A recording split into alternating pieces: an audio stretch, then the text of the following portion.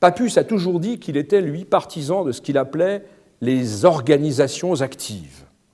Il disait aussi, avec un mot curieux, « je suis un réalisateur ». Alors, il ne voulait pas dire qu'il était un réalisateur de films de cinéma, mais il voulait dire que écrire, penser, proposer des doctrines, c'est bien, mais les mettre en œuvre et entraîner les gens, c'est mieux.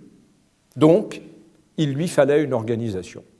Pour toutes les raisons que j'ai indiquées tout à l'heure, la franc-maçonnerie le refusait, et la franc-maçonnerie de marge qui existait en France, d'abord, bien sûr, elle était ultra confidentielle, mais elle l'a aussi refusée, parce que les petits milieux qui sont fermés ont tendance à fermenter, et par conséquent, à se déchirer.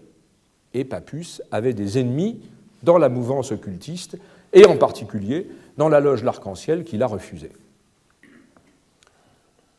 C'est d'ailleurs assez curieux parce que Papus, une grande partie de sa vie, a tenté désespérément de revenir, de se faire admettre, mais il n'a jamais pu être admis dans la maçonnerie entre guillemets régulière, alors pas régulière au sens moderne du terme, mais dans la maçonnerie établie, dans la grande maçonnerie, dans la maçonnerie des grandes obédiences.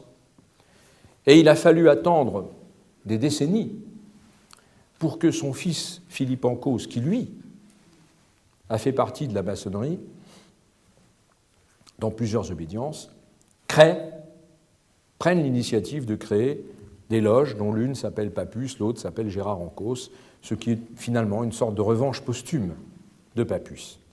Toujours est-il qu'au tournant des années 1890, voilà la situation, et Papus décide alors de créer l'ordre martiniste.